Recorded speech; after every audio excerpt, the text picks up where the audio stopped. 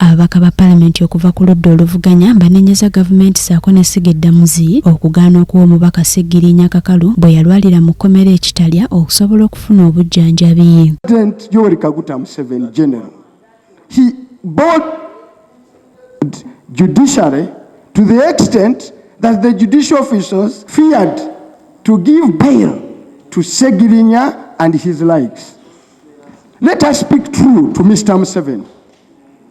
Let us speak true to the powers that be, that what is given in the Constitution cannot be taken away by a declaration. Uganda cannot return to the days of Idi Amin. The attempts now to take away bond, bail.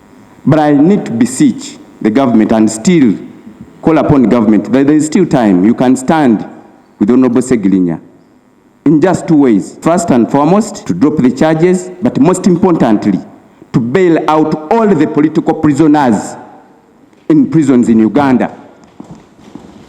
Then start investigations.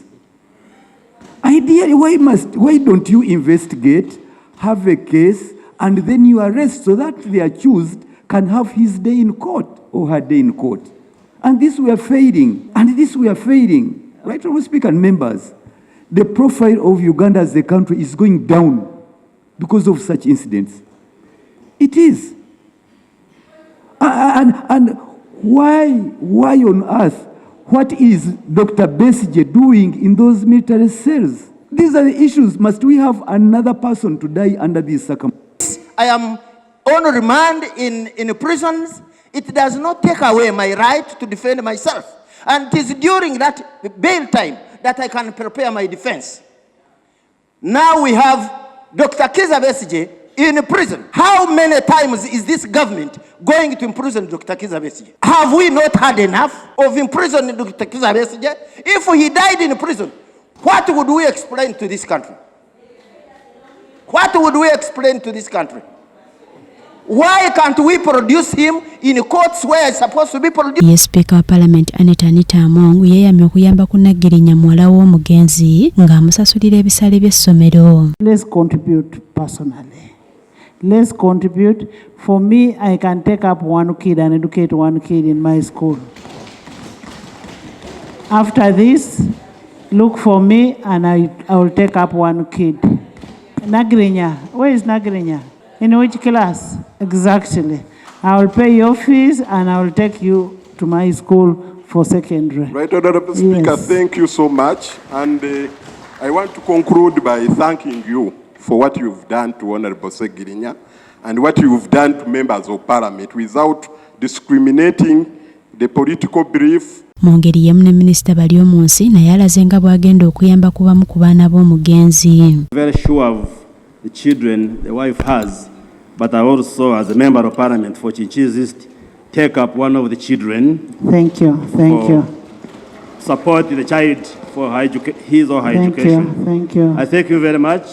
May his soul rest in eternal peace. Mu ngeri y'emu ababaka basoose okuteeka gavumenti ku nninga okwogera lwaki tebabaddewo mu kukungubagira Ssegirinya newankubadde nga baminisita bazze oluvannyuma lw'akabanga okwetooloola. Of this nature are either moved by the Prime Minister and usually seconded by the law or vice versa. I am now seeing the Prime Minister is not here and the leader of opposition is here.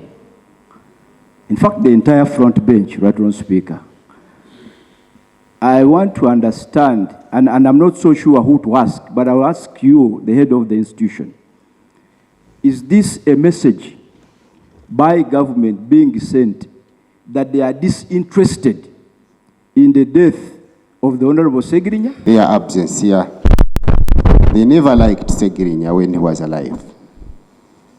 And it was going to be surprising if they loved him in his death.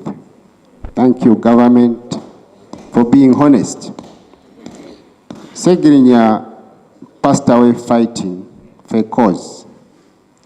And that cause is still here for us who are still suffering. Leader in the National Unity Platform, NUP Party. His ability to inspire and mobilize young people from chamber and not take action, and also demand for change, which he never achieved. His courage in face of refusal to be silenced or intimidated. As government and on behalf of government, and as someone who believes and supports everyone's equality, I apologize for all the mismanagement that could have happened during his life when he was on earth. And I believe we should do better. We should do better going forward. Ababaka ba Palamenti ab'enjawulo bongedde okwogera ku mubaka Ssegirinya ng'abadde bwannamunigina mu kulwanirira enkyukakyuka y'abantu bonna okutwalira awamu. Bakuyinamu omukono. Obulwadde obumusse embeera gye bumutiddemu bagiinako omukono. Yalwala, yabonyaabonyezebwa mu kkomera n'asaba ayimbulwe. Agenda ajjanjabwe nga tayimbulwa agenda mu makilabu nga bo mutabani waabwe gy'asiiba. Nga tayimbulwa agenda mu bivulu. Nga tayimbulwa agenda kubeera n'abakyala be wabula ng'asaba kugenda kujjanjabwa ataase obulamu. Olwaliro ne gavumenti nevayo nega nti esasudde ssente zenkanawa, nevayo nega nti ekola ebirimu byenkanawa, tegenda kuzza obulamu bwa Ssegirinya. Bakulenga ekituufu mu budde baleme gamba nti Bairo obanayo olw'okuba mu Museveni yagambye tetugenda wa Bairo, tetugenda kubata, ne babakwata ne baddamu ne babatwala mu kkomera. Injustice eyo olwaliro okufa kwa Ssegirinya kubalage nti kisoboka abantu okuba nga basanga okutulugunya. Kino ekya Ssegirinya kiraga bulungi lwaki Bairo yeetaagisa. Era abantu abamibwa Bairo biki ebiddirira. Ono Ssegirinya mulabye kuba MP. Naye abasiba abalala bangi bwe batyo bafiiridde mu makomera. N'abalala bangi bwe batyo bali eyo makomera balwadde. Tebasobola bajjanjaba. Tunulira omuntu nga Besigye.